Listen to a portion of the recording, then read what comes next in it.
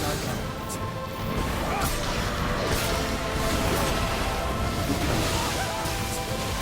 this blinding bolt. Allow me to assist! Surrender to the divine. To the delight of many, the newest entry in the 20-year-old Japanese role-playing Valkyrie series has arrived. Unlike the previous entries though, Valkyrie Elysium sports a clear focus on real-time action, and a trimmed-down story that, while strikingly uninventive in most ways, still executes on the vast majority of its ideas quite well. Somewhat bland characters and a by-the-book attitude towards its gameplay only slightly impede it, as it gladly stands on the shoulders of countless action RPGs that came before it. While longtime Valkyrie profile fans may balk at this brash stylistic shift and clear insistence on catering to a wider audience, for what it's worth, it does a great job of it. And as the old Icelandic proverb says, a wise man changes his mind, a fool never will. Immediately familiar concepts like heavy and light attack combos, multiple progression trees, and a steady stream of new abilities and enemy types to keep things fresh make the game work well, despite perhaps ignoring a bit more of its legacy than it needed to in the process.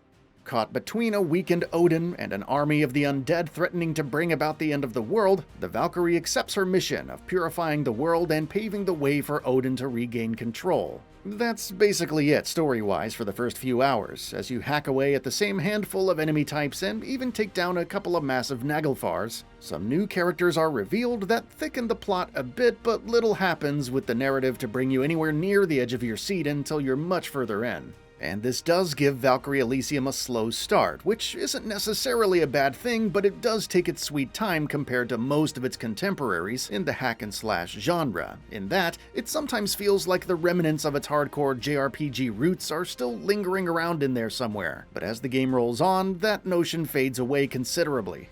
And I'll never fault a series for trying to genuinely reinvent itself, but I was a little disappointed to see Elysium reel itself in so much with the narrative considering its rich and complex history. Gameplay for Valkyrie Elysium is very strict about following the hack-and-slash action RPG playbook, which for many will be totally fine. It certainly is for me. Mixing light and heavy attacks, upgrading abilities, and adapting to new enemy types are front and center. Similarly to the story, the combat and moveset take their time opening up, but even before they do, it's pretty apparent that you have a really solid action game here. Attacks are impactful and fun to master, especially as you mix in dodges and parries to pull off different moves that make you quite nimble. Learning the different weapons is also fun, although they're not as different as I would have liked them to be, but executing a powerful combo and landing it on an enemy just right is accentuated with compelling stylish animations that don't overload your screen with nonsense, but still keep things cooking nicely. The automatic soft lock that keeps the Valkyrie always attacking towards some enemy as long as it's in range, and the soul chain that quickly closes large gaps can keep the action as aggressive as you want. While the hard lock that you have to activate with R3, her swift dodges, and blocks facilitate more tactical and defensive approaches, all of which you'll need to be familiar with. You'll also need to get familiar with which art attacks work best on which enemies,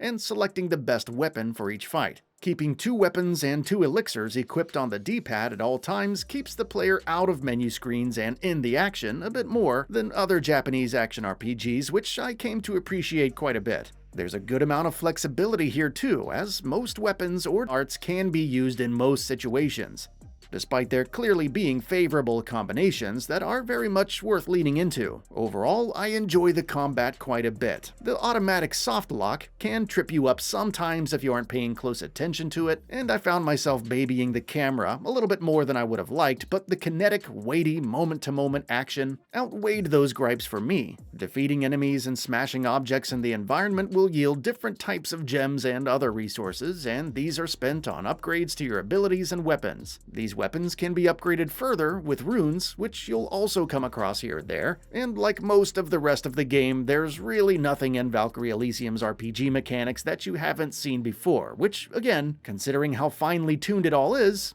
perfectly acceptable. At the same time, though, I often found myself waiting for the other shoe to drop, hoping the game would throw some sort of monkey wrench into the mix to spice things up and really surprise me, but sadly it never really did. Valkyrie Elysium does make a modest effort in this regard, though, with the Anhiriars, which are spirits that Valkyrie meets and can summon later throughout the game to help in combat and aid you with accessing new areas. With the latter, Einherjars don't inject as much variety as they could have, as the handful of situations where they are required are immediately telegraphed to you as such, thus not really eliciting much of the sense of discovery that they could have. Despite that being their more prominent contextual purpose, unleashing them in battle fares much better, and mixing them with corresponding arts can produce powerful results.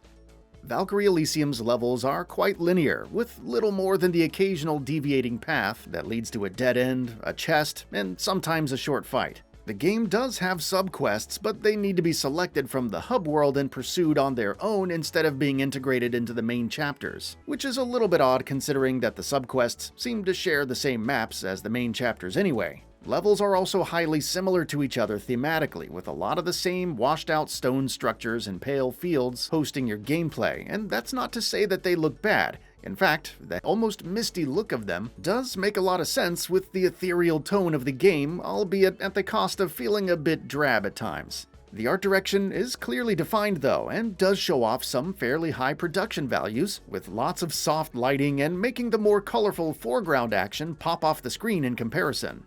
Also snugly fitting into the game's larger tone nicely is the soundtrack that superbly mixes the chord structures and themes that are to be expected in RPGs, with many distinct Scandinavian drums, woodwinds, and other instruments, along with choir ensembles that feature a lot of range, from rumbling baritone voices to the far sweeter tenors and sopranos. I was a bit shocked to see such compositional breadth being applied to an action game's soundtrack that doesn't necessarily need it, but of course is only enhanced by it.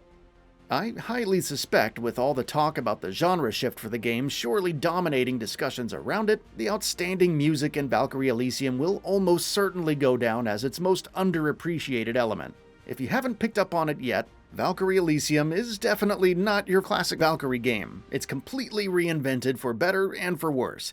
I have my gripes, and you probably will too, but ultimately the game works out quite nicely for what it's trying to be. Tonally, old fans might notice some whispers of Valkyrie Profile's spirit here and there, but for the most part it's going to require a completely different mindset, and for those that are willing to take that leap of faith, you'll be rewarded more often than not. And for those who just love a good hack-and-slash action RPG, Valkyrie Elysium delivers a lively, appealing, and engaging one that doesn't require a deep understanding of the previous games to enjoy. Hopefully Square Enix will support the new direction for the IP further with a sequel that tells a deeper story and gives us more elaborate levels to explore. But until then, this is a damn fine example of the genre, and easily one of 2022's best action games.